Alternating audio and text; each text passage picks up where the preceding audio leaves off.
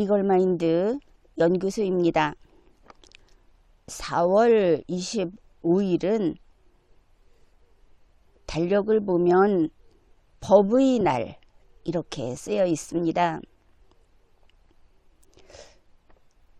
그런데 우리 모두는 4월 25일이 어떤 날이라고 알고 있습니까? 바로 4월 25일은 의대 교수들이 사직서를 제출하고 그 사직서가 효력을 발생하는 그런 국민의 입장에서는 위기의 날, 재난의 날 이렇게 볼 수 있겠습니다.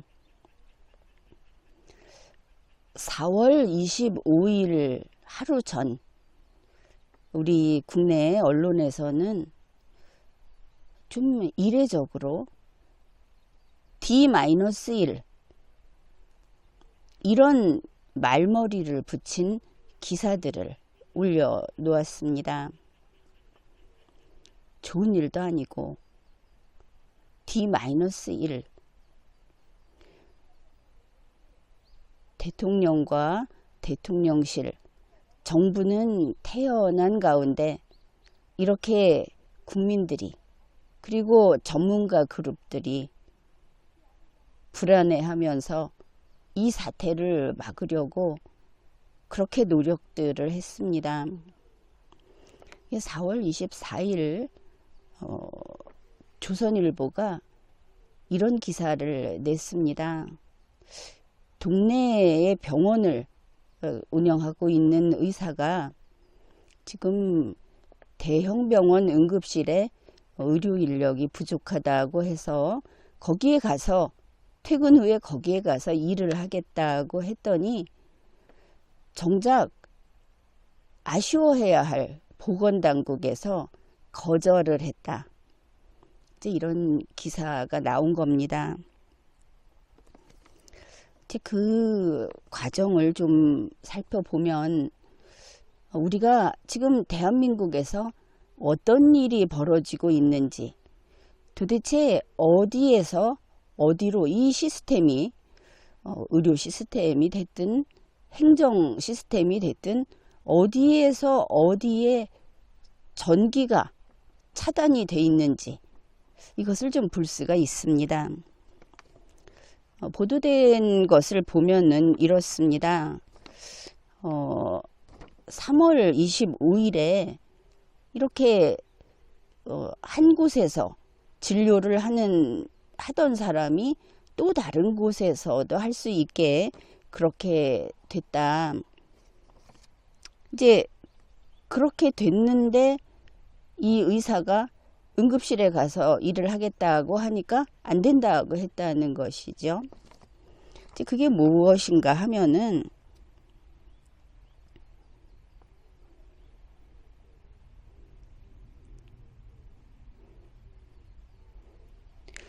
조선일보는 이렇게 소개를 하고 있습니다. 의사 한 명이 2곳 이상의 의료기관에서 동시에 진료하는 것은 불법이다. 다만 공익상 필요한 경우에 관할 지자체장의 승인 하에 동시 진료가 가능하다는 예외 조항이 있다. 이렇게 소개를 했습니다. 그래서 이제 이걸 찾아보면 이게 의료법 제3장에 보면은 제3장 제1절에 의료기관의 개설이라는 그런 절이 있습니다. 제33조 개설 등 여기를 보면 의료인은 이 법에 따른 의료기관을 개설하지 아니하고는 의료업을 할 수 없으며 그 다음에 다음 각호의 어느 하나에 해당하는 경우 외에는 그 의료기관 내에서 의료업을 하여야 한다. 그러니 이 동네 병원 의사 같은 경우에는 의료기관을 개설했습니다. 그 안에서만 의료 행위를 해야 한다. 이렇게 돼 있는 것이죠. 그 밖에서 할 수 없다. 그런데 여기 이제 후단에 예외를 규정하고 있죠. 그걸 보면은 이번에 이제 이 뉴스에서 다루고 있던 그게 뭐냐면 제3호입니다. 국가나 지방자치단체의 장이 공익상 필요하다고 인정하여 요청하는 경우 이렇게 되어 있습니다. 그래서 이 공익상 필요하다라는 조건 하나 하고 국가가 해도 되고 지방자치단체장이 해도 되는 이제 이런 승인이 필요하다 이렇게 되어 있습니다. 그래서 이것을 가지고 이제 이렇게 되어 있는데 그런데 안 된다고 했다는 것이죠. 우리의 경우에 2024년 3월 20일부터 바로 이와 같이 개원을 한 의사가 수련병원에 가서 진료를 지원할 수 있도록 해 놓았고, 또 수련병원 소속의 의료인이 의료기관 그게 아닌 다른 데에서도 진료할 수 있도록 그렇게 허용을 했습니다. 그런데 이제 이 경우에 지방자치단체장의 승인을 거치도록 돼 있어서 이와 같이 지금 현장에서는 사실상 적용이 되지 못하고 이런 의료 인력을 보충할 수 있는 그런 길이 막혀 있었던 것이죠. 그래서 자기가 이제 이렇게 말하자면 두 곳에서 진료를 하겠다고 했던 그 의사가 심평원에 문의를 했습니다. 그랬더니 심평원이 원래 자기 의료기관 밖에서는 진료를 못합니다. 이렇게 답변을 했답니다. 그것이 4월 2일입니다. 날짜와 관계없이 심평원에서 이러한 법조문 내용을 잘 몰랐다. 그리고 정부의 행정 조치에 대해서 잘 모르고 있었다는 것을 알 수 있습니다. 심평원의 부족한 부분이라고 할 수 있겠죠. 근데 이 의사는 그 지역의 보건소에도 또 문의를 했답니다. 그랬더니 보건소에서 지금은 이 의료 공백이 심각한 상황이 아니다 이런 답변을 한 겁니다. 그런데 이것 또한 문제인 것이 이미 3월 20일에 이게 심각하다. 이때 3월에 심각으로 격상이 됐고 3월 20일부터 이렇게 인력 보충을 해왔던 이것을 보건소가 몰랐다. 역시 보건소의 부족한 부분이라고 할 수 있을 겁니다. 그래서 결국은 이 대형 병원 응급실에 이런 부족한 인력을 확충할 수 있는 길이 사실상 작동을 하지 않았던 것입니다. 이제 이렇게 되고 나서 4월 2일에 이제 이런 일이 있었고 4월 4일에 복지부에서 그러니 정부에서 그렇게 된 거에 대해서 좀 유감스럽게 생각을 한다. 이렇게 하면서 여기에 대한 이제 후속 조치를 합니다. 그래서 4월 22일부로 복지부가 이번에는 보건복지부 장관이 규제 완화를 일괄적으로 인정을 해가지고 지방자치단체장의 승인 절차를 생략하도록 이렇게 했고, 그 다음에 대상기관을 이번에 확 늘려버립니다. 수련병원에서 일반 병원까지 이것을 확대하기로 했다. 필요하니까 했겠죠. 그러나 이런 식의 예외를 넓게 인정하는 것은 원칙이 그 원칙이 지키고자 했던 질서를 깨뜨릴 수 있다. 이것도 생각을 해야 하겠습니다. 아무튼 4월 22일부터 이런 추가적인 규제 완화를 그날 당장 시행을 했고, 그리고 이 보건의료 재난위기 심각 단계가 유지되는 동안에는 적용이 된다. 이제 심각 단계에서 다시 이게 좀 풀리게 되면 이러한 예외는 이제 다시 그 원칙으로 돌아가게 되는 겁니다. 그래서 이제 조선일보의 보도는 이렇게 문제가 있었고, 이제 4월 22일에 이르러서야 겨우 이렇게 해놨다.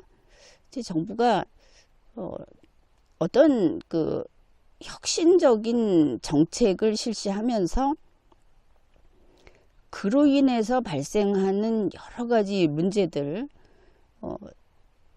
그 국민들이 받을 충격, 어떤 시스템이 그것 때문에 그 제대로 작동이 안 되는 부분, 여기에 대해서 정부가 제대로 대비를 못했고, 또 대비하겠다고 이야기해 놓고 실제 그것이 작동하는지에 대해서 전혀 잘 관리를 못했다는 비판을, 그 비판이 담긴 기사인 것을 알 수 있습니다.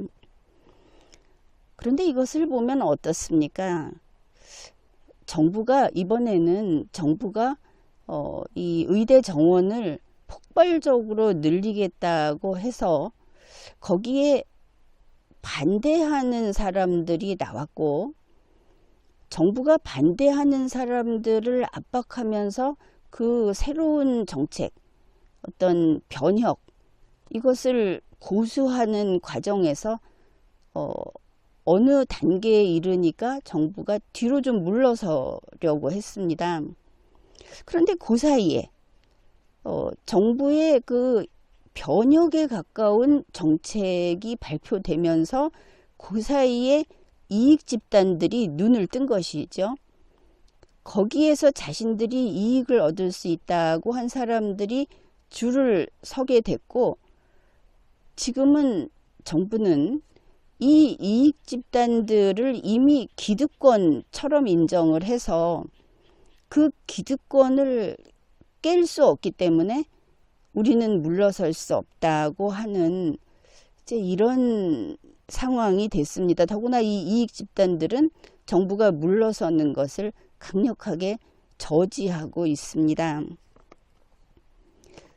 그러니 결국은 정부의 이번 의대 증원 그 계획이라고 하는 것은 혹시 이런 안을 냈다가 그것이 문제가 있으면 좀 조정을 하든지, 또 그 현실에 맞춰서 더 나은 안으로 옮겨가든지 하는 것이 애초에 원초적으로 지금 봉쇄가 되어 있는 입장입니다. 무엇만 나오면 거기에 쇠물뚝을 박는 사람들이 도처에 있다. 반대해서 받고, 강행하고자 받고, 거기에 대해서 자기가 이미 믿었기 때문에 그래서 후발주자로서 또 말뚝을 받고, 이렇게 해서 조정이라는 것이 일체 불가능한, 정부도 입을 뻥끗하기가 참 어렵겠다 싶기도 하지만 이번에 왜 그렇게 갔는가, 무엇이 이런 상황까지 오게 됐는가 하는 것을 떠나서 이번에 움직이는 것을 보면 정부가 문제가 생겼을 때 그 문제를 잡아주지 못한다, 뒤책임을 지지 못한다 하는 것을 이 동네병원 의사 사례에서 우리가 확인할 수 있는 겁니다. 게다가 심평원이나 보건소도 정부의 정책을 잘 이해하지 못하고 있고, 결국은 정부가 발표를 하고 문제도 정부가 확인을 하고 복지부가 나중에 정부가 나서서 이거를 조정해야 되는, 그 전에 지자체장들이 이 공익상 필요가 있다. 그래서 승인을 해 주었더라면 지금 있는 그 상태에서 보완이 됐겠죠. 지자체장들은 이 의대 정원 증원에 대해서 그게 자기들의 이익이라고 이거를 사수하는 데는 목소리를 내는데, 이와 같은 현실에서 의료체계가 제대로 작동되도록 하는데 자기들이 나서서 이 승인하는 것조차 하지 않았더라. 이런 것들을 우리가 볼 수가 있습니다. 도대체 이 탐욕의 끝은 어디인가? 지자체장들이 어째서 이렇게 노골적으로 자신들의 이익을 탐하면서 국민도 국가도 이 나라의 어떤 시스템도 돌보지 않으면서 이렇게 가는가 하는 생각도 하게 됩니다. 의료 공백이다 하는 것이 이러고 보면 정부와 의사들의 문제도 아니고 그들만의 문제가 아니고 의대에 자녀를 보내겠다고 하는 학부모들, 그 수험생들과 정부의 문제도 아닌 것을 알 수 있습니다. 이 하나를 보면 열을 한다고, 이게 이번 의료 사태에서 드러난 것인데 우리나라를 이렇게 둘러보면 모든 분야에서 이런 일이 벌어지고 있다. 이거는 참 그저 비극적인 일이다, 이렇게 이야기할 수밖에 없겠습니다. 우리 국민이 그렇게 나쁜 국민입니까? 우리가 왜 이렇게 된 것일까? 그래서 그냥 간단하게 뉴스 한 건 속에 숨어 있는 내용이 이렇다. 이제 그거로 소위 감 잡는다 그러지 않습니까? 대략 이런 분위기구나. 이게 의외로 고질적인 어떤 문제가 밖으로 드러난 것이구나. 우리가 이걸 이대로 두면 우리는 앞으로 나아가지 못하는 것은 물론이고 지금의 이 삶의 수준도 결코 유지할 수 없겠구나. 이래 가지고는 21세기에 또 우리가 느끼는 대한민국의 어떤 수준, 그게 다 꿈이구나, 환상이었구나. 우리가 깨닫지 못하는 사이에 의외로 그렇게 보기 좋지 않은 사람들이 돼버리고 만 것이 아닌가, 이런 생각도 해보는 그런 기회로 삼을 수 있겠습니다. 지금까지 리걸마인드 연구소였습니다.